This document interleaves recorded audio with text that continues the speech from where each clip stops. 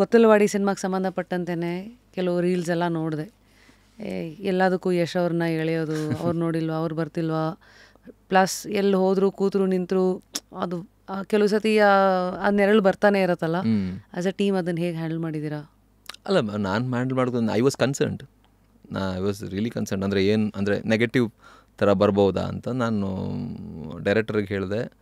ಆಮೇಲೆ PR ಅವರು ನಮ್ಮ ಹೇಳಿದೆ, ಸೇಯಿಂಗ್ ಈ ಥರದ್ದೆಲ್ಲ ಒಂದು ಸ್ವಲ್ಪ ಕಾಮೆಂಟ್ಸ್ಗಳು ಬರ್ತಾ ಇದೆಯಲ್ಲ, ಓಕೆನಾ ಅಂತ. ಬಟ್ ಕಮೆಂಟ್ಸ್ ಅಂದರೆ ಯೂಶಲಿ ಏನು ಅಂದರೆ ಕೊಟ್ಟಿರುವಂಥ ಇಂಟರ್ವ್ಯೂಸು ನೀವೇ ಹೇಳಿದ್ರಲ್ಲ, ಸೊ ಈ ಥರ ಕಾಮೆಂಟ್ಸ್ ಬರ್ತಾ ಇದೆ ಹೇಗೆ ಅಂತ. ಬಟ್ ಅವರೇ ನನ್ನ ಹತ್ರ ಮಾತಾಡೋದು, ಅಮ್ಮ ಅವರೇ ಮಾತಾಡೋದು, ಇದನ್ನೆಲ್ಲ ದಾಟಿ ಮುಂದೆ ಹೋಗಬೇಕು ಅಂತ. ನನ್ನ ಪ್ರಕಾರ ಈಗ ನಾವು ಈಗಿನ ಒಂದು ಟ್ರೆಂಡಲ್ಲಿ ಒಂಥರ ತೀರಾ ಎಲ್ಲನೂ ನೆಗೆಟಿವ್ ವೇಯಲ್ಲೇ ನೋಡ್ತಾ ಇದ್ದೀವಿ ಅಂತ ಅನಿಸ್ತು. ಈ ಟ್ರಾಲ್ ಕಲ್ಚರ್ ಏನಿದೆ, ಟ್ರಾಲ್ ಮಾಡೋದು ಅಥವಾ ಏನೋ ಒಂದು ಹೇಳುವಂಥದ್ದು ಈಗ ಜಾಸ್ತಿ ಆಗಿದೆ ಅಂತ ಅನಿಸ್ತಾ ಇದೆ. ಈಗ ಒಂದು 20-30 ಇಯರ್ಸ್ ತುಂಬ ಬ್ರೇವ್ ಕಾಂಟೆಂಟ್ ಎಲ್ಲ ಮಾಡ್ತಾಯಿದ್ರು ಸಿನಿಮಾಗಳಲ್ಲಿ, ತುಂಬ ಬ್ರೇವ್ ವಿಚಾರಗಳನ್ನು ಹೇಳ್ತಾಯಿದ್ರು. ಅದನ್ನು ಈಗ ಹೇಳೋಕ್ಕೆ ಸಾಧ್ಯನೇ ಇಲ್ಲ ಅಂತ ಅನ್ಕೋತೀನಿ ನಾನು. ಯಾಕಂದರೆ ಕೂತಿದ್ದು ನಿಂತಿದ್ದು ಡೈಸೆಕ್ಟ್ ಮಾಡಿ ಪ್ರಶ್ನೆ ಆಗುತ್ತೆ ಅಂತನಾ? ಹೌದು, ಅದೇ ನೋಡೋ ರೀತಿನೇ ಹೆಂಗೆಂಗೋ ತಿರ್ಸ್ತಾ ಇದ್ದಾರೆ ಅಂತ. ಅಂದರೆ like people are getting offended for each and everything. ಅಂದರೆ ಟಾಲರೆನ್ಸ್ ಅನ್ನೋದು ಯಾವ ಲೆವೆಲ್ಗೆ ಹೋಗಿದೆ ಅಂತ ಹೇಳಿದ್ರೆ, ನಾನು ಅದೇ ಹೇಳಿದ್ನಲ್ಲ, ಈಗ ನಾನು ಹೇಳಿದೆ ಒಂದು 20-30 ಇಯರ್ಸ್ ಹಿಂದೆ ಬರ್ತಾಯಿದ್ದಂತಹ ಸಿನಿಮಾಗಳು ಅದು ಯಾವ್ಯಾವುದೋ ವಿಚಾರಗಳನ್ನ ತಗೋತಾಯಿದ್ರು, ತುಂಬ ಬ್ರೇವ್ ವಿಚಾರಗಳನ್ನು ತಗೋತಾಯಿದ್ರು. ಇದು ನನ್ನ ಪರ್ಸ್ಪೆಕ್ಟಿವ್, ನಂಗೆ ಗೊತ್ತಿಲ್ಲ ಬೆಳೆದಷ್ಟು ಅದು ಸತ್ಯನ ಸುಳ್ಳೋ ಗೊತ್ತಿಲ್ಲ. ಪುಸ್ತಕಗಳು ಅಷ್ಟೇ, ಕೆಲವೊಂದು ಬ್ರೇವ್ ಪುಸ್ತಕಗಳೆಲ್ಲ ಬರ್ತಾಯಿತ್ತು. ಈಗ ಏನಪ್ಪ ಅಂತ ಹೇಳಿದ್ರೆ, ಒಂದು ವಿಚಾರ ಹೇಳಿದ ತಕ್ಷಣ ಅದನ್ನು ಅನಲೈಸ್ ಮಾಡಿ ಅರ್ಥ ಮಾಡ್ಕೊಂಡು ಅವ್ರು ಏನು ಹೇಳ್ತಾ ಇದ್ದಾರೆ ಅನ್ನೋದನ್ನು ಅವರ ಒಂದು ಆ ವ್ಯವಧಾನನೇ ಇಲ್ಲ. ಅಂದರೆ ತಪ್ಪಂತ ಲೈಕ್ ಇದೇನೋ ನೋಡಿದ್ರಾ, ಇಲ್ಲ ತಪ್ಪು ಅಂತಾನೆ. ಅವ್ರ ಜಾಗದಲ್ಲಿ ನಿಂತ್ಕೊಂಡು ನೋಡೋಣ, ಅನಲೈಸ್ ಮಾಡೋಣ, ಥಿಂಕ್ ಮಾಡೋಣ, ಲೆಟ್ ಲಿವ್ ಇಲ್ಲ ಅವ್ರದ್ದೇನೋ ಮಾಡಲಿ ಬಿಡು. ಯಾವ ಲೆವೆಲ್ಗೆ ಒಂದು ಹೇಟ್ರೆಡ್ ಸ್ಟಾರ್ಟ್ ಆಗಿದೆ ಅನ್ನೋದು ನನಗೆ ಯಾಕೆ ಆ ಥರ ಆಗಿದೆ ಅನ್ನೋದ್ರ ಬಗ್ಗೆ ಗೊತ್ತಿಲ್ಲ. ತುಂಬ ಹೇಟ್ರೆಡ್ ಇದೆ ಈಗ ಎಲ್ಲ ಕಡೆ. ಈ ಲಿಟ್ರಲಿ ಈಗ ನಾನು ಏನೋ ಮಾತಾಡ್ತೀನಿ ಅಂತ ಹೇಳಿದ್ರೆ ನಾನು ತುಂಬ ಯೋಚನೆ ಮಾಡಿ ಮಾತಾಡೋ ಥರ ಆಗಿದೆ. ಅಂದರೆ ನನಗೆ ಆಗಿರುವಂಥದ್ದು, ನನಗೆ ತೀರಾ ಏನೂ ಆಗಿಲ್ಲ, ಬಿಕಾಸ್ ನಾನು ತುಂಬ ಏನೂ ಮಾತಾಡೋಕ್ಕೆ ಹೋಗಲ್ಲ. ಮೊನ್ನೆ ಯಾವುದೋ ಒಂದು ಮಾತಾಡಿದೆ ನಾನು, ಅಂದರೆ ನನಗೆ ಸಿಕ್ಕಿರುವಂಥ ಎಕ್ಸಾಂಪಲ್ಲು, ಎಲ್ಲೋ ಒಂದು ಮಾತಾಡಿದೆ ಸೇಯಿಂಗ್ ನಾನು ಮಂಗಳೂರಿನವನಾಗಿರೋದ್ರಿಂದ ನನಗೆ ಅಂದರೆ ನನ್ನ ಮಾತೃಭಾಷೆ ತುಳು ಅಲ್ವಾ, ಸೊ ನಮಗೆ ಈ ನನಗೆ ಅಂತ ಹೇಳ್ತೀನಿ, ನಾನಲ್ಲಿ ನಮಗೆ ಅಂತ ಹೇಳಿದ್ದೆ, ಅದೇ ತಪ್ಪಾಗಿದ್ದು. ನನಗೆ ಈ ಲಾ ನ ಎಲ್ಲ ಡಿಫ್ರೆನ್ಸ್ ಗೊತ್ತಿರಲಿಲ್ಲ, ನನಗೆ ಗೊತ್ತೇ ಇರಲಿಲ್ಲ. ನಾನು ಯೂಶ್ವಲಿ ಹಾಡಾಡುವಾಗೆಲ್ಲ ಲಾ ಅನ್ನೋ ಒಂದು ಪದ ಬಂದಾಗ ನಾನು ಲಾ ಅಂತ ತಗೋತಾ ಇದ್ದೆ. ಅಲ್ಲಿ ಏನಾಯಿತು, ನಾನು ನಮಗೆ ಅಂತ ಹೇಳಿಬಿಟ್ಟೆ. ನಮ್ಮವರೇ ನನಗೆಷ್ಟು ಬೈತಾಯಿದ್ರು ಅಂತ ಹೇಳಿದ್ರೆ, ಅದೊಂದು ಚಿಕ್ಕ ಉದಾಹರಣೆ, ಏನು ನಾನು ತೀರಾ ಜಾಸ್ತಿ ಆಗಿಲ್ಲ, ಚಿಕ್ಕ ಉದಾಹರಣೆ.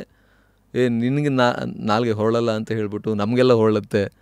ಐ ನೆವರ್ ಮೆಂಟ್ ಎಲ್ಲರೂ ಅಂತಲ್ಲ, ಜನರಲೈಸ್ ಮಾಡಿಲ್ಲ, ಬಟ್ ಪದಗಳು ಬೈ ಮಿಸ್ಟೇಕ್ ನಮಗೆ ಅನ್ನೋದು ಬಂದ್ಬಿಡ್ತಲ್ಲ, ಆವಾಗ ನಾನು ಅನ್ನಿಸ್ತು, ಓ ಮೈ ಗಾಡ್, ಅಂದರೆ ಯಾಕೆ ಇಷ್ಟೊಂದು ಹೇಟ್ರೆಡ್. ಇದು ನನ್ನ ಎಕ್ಸಾಂಪಲ್, ತುಂಬ ಹೊರಗೆ ನೋಡಿದಾಗ ಭಾಳಷ್ಟು ಇದೆ. ಅಂದರೆ ತಡ್ಕೊಳಕ್ಕೆ ಆಗದೆ ಇರೋ ರೀತಿಲಿ ಏನೋ ಒಂದು ಚಿಕ್ಕ ವಿಚಾರನೂ ದೊಡ್ಡ ವಿಚಾರ ಆಗ್ತಾಯಿದೆ. ಈಗ ನಮ್ಮ ಹಳ್ಳಿಲೇ, ನಾನು ಅದು ಎಕ್ಸಾಂಪಲ್ ಕೊಡಬಾರ್ದು, ನಮ್ಮ ಹಳ್ಳಿಲೇ ತುಂಬ ದೊಡ್ಡ ದೊಡ್ಡ ವಿಚಾರಗಳು ಆಗಿರೋದು ಮೊದಲು. ಅಂದರೆ ಇವಾಗ ಅದೇ ವಿಚಾರಗಳು ಈಗೇನಾದ್ರು ಆಗಿದ್ದರೆ ಟಿ ವಿಲಿ ಅಲ್ಲಿ ಇಲ್ಲಿ ಡಿಬೇಟೆಲ್ಲ ಆಗೋದು. ಇನ್ ಟರ್ಮ್ಸ್ ಆಫ್ ರಿಲೇಷನ್ಶಿಪ್ ಆಗಿರಲಿ, ಎಲ್ಲದು ವಿಚಾರದಲ್ಲಿ ಹೇಳ್ತಿರೋದು. ಟೆಕ್ನಾಲಜಿ ಜಾಸ್ತಿ ಅಂದರೆ ಡೆವಲಪ್ ಆಗಿದೆ, ನಮಗೆ ರಿಸೋರ್ಸಸ್ ತುಂಬ ಇದೆ. ಮೊದಲೆಲ್ಲ ಲೈಬ್ರರಿ ಹೋಗಿ ಓದಬೇಕಿತ್ತು, ಇವಾಗ ಮೊಬೈಲಲ್ಲೇ ಓದ್ಬೋದು, ಎಲ್ಲನೂ ಇದೆ. ಅಷ್ಟಿದ್ರೂ ವಾಟ್ ಐ ಫೀಲ್ ಇಸ್ ನಾವು ತುಂಬ ನ್ಯಾರೋ ಮೈಂಡೆಡ್ ಆಗ್ತಾ ಇದ್ದೀವಿ. ಟೆಕ್ನಾಲಜಿ ಬ್ರಾಡ್ ಆಗ್ತಾ ಇದೆ, ಆದರೆ ಮನುಷ್ಯ ಪ್ರೀತಿ ವಿಶ್ವಾಸ ತುಂಬ ನ್ಯಾರೋ ಮೈಂಡೆಡ್ ಆಗ್ತಾ ಇದ್ದೀವಿ. ಚಿಕ್ಕ ವಿಚಾರ ನಮಗೆ ಎಫೆಕ್ಟ್ ಆಗ್ತದೆ ಅನ್ನೋ ಎಫೆಕ್ಟ್ ಆಗುತ್ತೋ ಇಲ್ಲೋ ಗೊತ್ತಿಲ್ಲ, ಬಟ್ ಅಟ್ಲೀಸ್ಟ್ ಆನ್ಲೈನಲ್ಲಿ ಅದು ಎಫೆಕ್ಟ್ ಆಗೋ ಥರ ಕಾಣಿಸ್ತಾ ಇದೆ. I think somewhere you know what, ನಾವೊಂದು ಪಾಸ್ ಮಾಡಬೇಕು. ಇದು ಸುಮ್ಮನೆ ಪಾಸಿಂಗ್ ದ ಪಾರ್ಸಲ್ ಆಗಬಾರ್ದು. ಅವನೇನೋ ಹಿಂಗೆ ಅಂದ, ಅವ್ನು ನೆಗೆಟಿವ್ ಆಗ್ದ, ಇವಾಗ ನಾನು ಅವ್ನು ಮಾಡ್ತಾ ಇದ್ದಾನೆ, ಇದು ಬೇಕಾ ಅನ್ನೋದು ನನಗೆ ಬೇಕು. ನಾವು ಅವ್ರೇನೋ ಮಾಡೋರಲ್ಲ ನಮ್ದೊಂದು ಇರಲಿ ಅಂದ್ಬಿಟ್ಟು ಅದು ಪಾಸಿಂಗ್ ದ ಪಾರ್ಸಲ್ ಆಗಿ ಏನಾಗ್ಬಿಟ್ಟಿದೆ. I feel they are not accountable ಅಂತ ಅನಿಸುತ್ತೆ. ನಿಮಗೆ ಯೂಟ್ಯೂಬಲ್ಲಿ ಬರುವಂಥ ಕಮೆಂಟ್ಸ್ಗಳು ನೋಡಿದಾಗ ದ ಲ್ಯಾಂಗ್ವೇಜ್ ಯೂಸ್ಡ್. ಇದೇ ಪ್ರಾಬ್ಲಮ್ ಬರೋದು.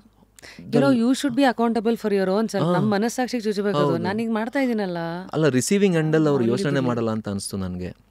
ಈಗ ಫಾರ್ ಎಕ್ಸಾಂಪಲ್ ಅವ್ರಿಗೆ ಹೇಗೆ ಅನಿಸ್ಬೋದು, ಈಗ ಯಾವುದೋ ಒಬ್ಬ ವ್ಯಕ್ತಿ ಬಗ್ಗೆ ನೀವು ಹೆವಿ ಏನೇನೋ ಬರಿತಾ ಇದ್ದೀರಾ ಅಂತ ಹೇಳಿದ್ರೆ, ಆ ವ್ಯಕ್ತಿ ಅಪ್ಪ, ಆ ವ್ಯಕ್ತಿ ಅಮ್ಮ, ಆ ವ್ಯಕ್ತಿ ಹೆಂಡತಿ, ಆ ವ್ಯಕ್ತಿ ಮಕ್ಕಳು ಅದನ್ನು ಓದಿದಾಗ ಯಾಕೆ ಈಗ ಅವ್ರಿಗೆ ಯಾರು ಹಂಗೆ ಹಾಕಿದ್ರೆ ಹೆಂಗೆ ಅನ್ಸುತ್ತೆ. ಅದೇ ನಾನು ಹೇಳಿದ್ದು, ರಿಸೀವಿಂಗ್ ಎಂಡ್ ಬಗ್ಗೆ ಯೋಚನೆ ಮಾಡಲ್ಲ.